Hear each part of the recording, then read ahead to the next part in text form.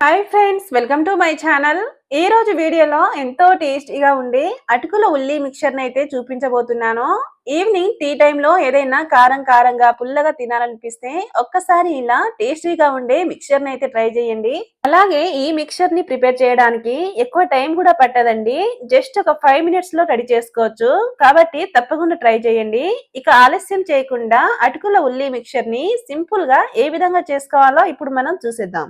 ముందుగా ఒక కడాయిలోకి deep fry కి సరిపడా ఆయిల్ ని వేసి వేడి చేసుకోవాలి. ఇక్కడ నేను మిక్చర్ కోసమని పెద్ద సైజ్ అటుకులను అయితే తీసుకుంటున్నానండి. ఈ అటుకులు ఫ్రై చేసుకోవడానికి ఆయిల్ బాగా వేడిగా ఉండేలా చూసుకోండి. ఒకవేళ ఆయిల్ సరిగ్గా వేడవ్వకపోతే అటుకులు క్రిస్పీగా రావు. కాబట్టి ఆయిల్ ని బాగా వేడిగా ఉండేలా అయితే చూసుకోండి. అటుకులు వేసిన వెంటనే ఇలా పైకి తేలాలండి.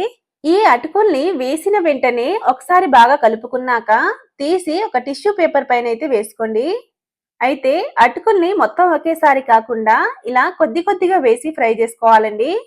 ఈ అటుకుల్ని ఆయిల్ నుంచి తీయగానే ఖచ్చితంగా టిష్యూ పైన అయితే పెట్టుకోండి. ఇలా టిష్యూ పైన పెట్టుకోవడం వల్ల ఎక్స్ట్రా ఆయిల్ ఏమన్నా ఉంటే పీల్చుకొని ఎక్కువసేపు అయితే క్రిస్పీగా ఉంటాయండి. అటుకుల్ని ఫ్రై చేసేసాక అదే ఆయిల్లోకి పావు కప్పు వరకు పల్లీలను వేసి ఫ్రై చేసుకోవాలి. ఈ పల్లీలు ఇలా క్రిస్పీగా వేగాక తీసి ఒక ప్లేట్లోకి అయితే వేసేసుకోండి. పల్లి అటుకుల్ని ఫ్రై చేసుకున్నాక టిష్యూ పేపర్ ని తీసి వీటిని వేరొక బౌల్లోకి అయితే వేసేసుకోండి. ఇప్పుడు దీంట్లోకి 3 మీడియం సైజ్ ఆనియన్స్ ని సన్నగా కట్ చేసి వేసుకోవాలి. అలాగే టేస్ట్ కి సరిపడా సాల్ట్, 1 టీ స్పూన్ వరకు కారం, తర్వాత ఇందులోకి కొద్దిగా చాట్ మసాలా, అలాగే 1 టీ స్పూన్ వరకు ధనియాల పౌడర్, అదే విధంగా ఇందులోకి చిటికెడు పసుపు, అలాగే సన్నగా కట్ చేసుకున్న కొత్తిమీరను కూడా వేసుకోవాలి.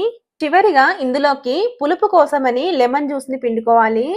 అలాగే మంచి ఫ్లేవర్ కోసమని 1 టీ స్పూన్ వరకు నెయ్యిని వేసి మొత్తం ఒకసారి బాగా కలుపుకోవాలండి. ఇలా అన్నిటిని వేసుకున్నాక వీడియోలో చూపించిన విధంగా అయితే చేత్తో ఇలా స్మాష్ చేసుకుంటూ బాగా కలుపుకోవాలండి. అంతేనండి, ఎంతో టేస్టీగా ఉండే ఉల్లి అటుకుల మిక్చర్ అయితే రెడీ అయింది.